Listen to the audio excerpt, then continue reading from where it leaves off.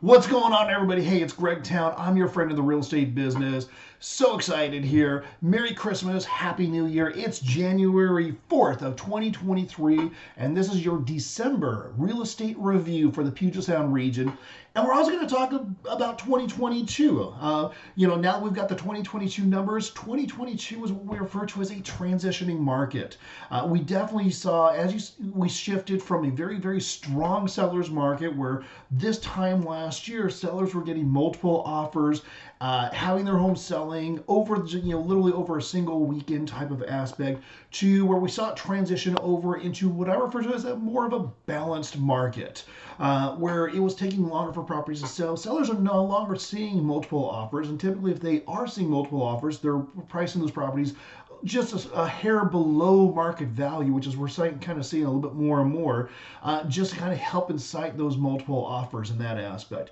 But overall, as I look at the numbers for the region here, it's pretty darn good. Now, I'm choosing just 4 counties, and as many of you know, we work a very wide area of Washington State, and we've got partnerships with agents all across, all across the U.S. and even international, to help solve any of your real estate needs.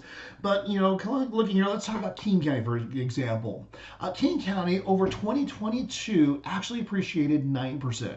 Now, when I look at appreciation numbers, for me, a healthy appreciation, a stable appreciation, is about 5 to 7%. When I get above 7%, I start looking at that as a heavily, aggressively appreciating market. When I get below 5%, to me, that's kind of, a slowly appreciating market. So I like that 5 to 7% as just kind of as a year in, year out number.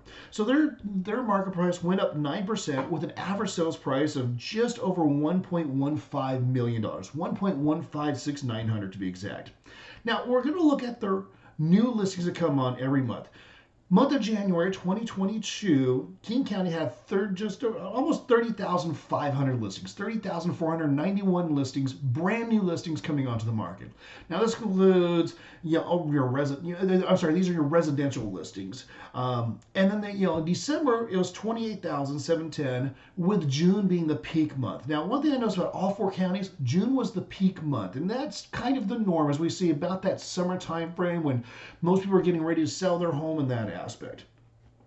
Pierce County grew on average 9% last year, with an average sales price last month of $614,495. So they have the one thing about $614,500. With the average new listings in January was 16,916,000. In December, it was 15,455. So they actually dropped by about 9% of the new listings. And once again, their peak was also in June. Thurston County grew 10%. Their real estate value, they're on average this last year, with an average sales price of $547,623. Now, their new listings was, started off in June at just over 6,000, and in December they were just over 52, about a little over 52.59. So a little over, almost, about 5,250-ish.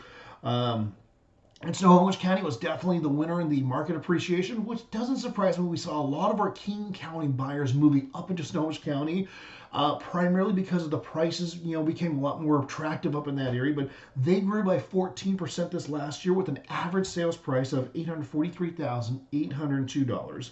Now, their new listings start out at just over 13,000 for in January, and they close out the year at almost 12,500, 12,476. And as I said, everybody peaked in June, which is about what I normally see. Now, what can we expect for 2023? I saw a news report earlier today that said, hey, from the Seattle Times, that Seattle real estate prices we're going to see drops in, and that's definitely going to be a neighborhood by neighborhood, an area by area review, just like every other county out there. So my anticipation is, we're going to see real estate kind of the appreciating market kind of slow back down a little bit. It's funny when you look at these areas and stuff, you see that first big peak in the first part of the year, and then it kind of levels off. It stays for the most part an upward trend, and a few of them I saw a little bit of a dips, but they kind of bounced back up into that upward trend in the second half of the year. I think we're going to see it kind of, we're going to see on average probably our counties fall back anywhere from 3 to 4%, and probably Stonewall County we're going to see kind of come back, trail back by about 6-7%, which basically means it's going to go from a 14% appreciation down to like a 7-8% of appreciation market, just because of where we're seeing those shiftings going into. I'm anticipating we're going to see fewer transactions for this next year. It's a lot of the talking heads that I've been paying attention to that I trust. We're anticipating we're going to see fewer transactions, mostly because of that, because a lot of people that purchased in the last handful of years before the interest rates kind of jumped up, we took advantage of those 2 to 3% mortgages. A lot of people don't, they don't want to trade in their homes because they want to keep that 2 to 3% interest rate. Funny thing about interest rates, we're seeing them in the fives now. So we're actually showing really good, healthy interest rates. And then ironically, we're still seeing a lot of sellers that are doing interest rate buy downs. Now, if we see the interest rates slip down into the fours, which I'm not anticipating that we're going to see, really in this next year, maybe next year, but I don't think we're going to see it this year. But then again, I was wrong about the last time the interest rates came down. I thought they're going to continue going up, if you remember correctly. If we see the interest rates drop down in the fours, we are anticipating that we're going to see more buyers jumping back into the market, which is going to create a seller's market again, a stronger seller's market again. We're still technically in a seller's market when you look at the average time frame that a home is on the market, still being below that 2 month period, being anywhere from 1 month to 2 months, depending on your zip code.